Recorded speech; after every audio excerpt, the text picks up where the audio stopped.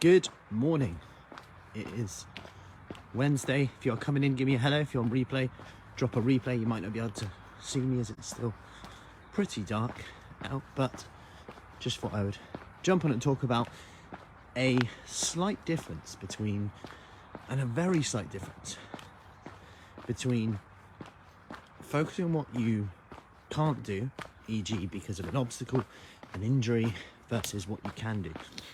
And I'm saying this from the conversations I have with people, but also from a point of view of that at the moment I've got my left elbow and my right shoulder, which are a right pair at the moment, which are a bit niggly.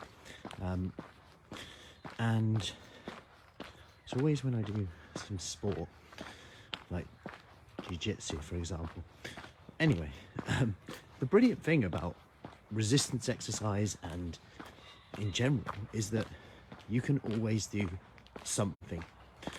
And I've always said this to people, that if you've got a bad shoulder, work your other shoulder. If you've got bad two shoulders, you work your legs. If you've got bad legs, you work your core. You can work your calves, you can work whatever. There's always something you can do. And sometimes we just need to replace the I can't do much because to asking the question, what could I do? And that's one of the reasons I'm actually walking in today to the studio, to our early morning sessions. It means I'll get a decent amount of steps in by default, which I don't actually normally do, but I normally get pull-ups throughout the day. So where I normally get pull-ups in, I'll normally just make up for them with that. But instead, I'm getting steps in today. Instead, that's something I'm going to do, steps and lunges. So if you see me lunging around, that'll be why. No, I am just walking in, but I'll be doing little sets of squats and lunges throughout the day.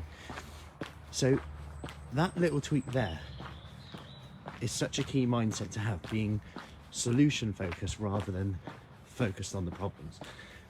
AKA, rather than I can't do that, focus on what could I do? Because when you ask that question, you'll always find a solution. You'll always find a way of doing it. It might not be the ideal way, it might not be the way you had in mind, but I can guarantee that when I look at people who've had successes, people who get the best transformations, that is 9 times out of 10 the key reason why.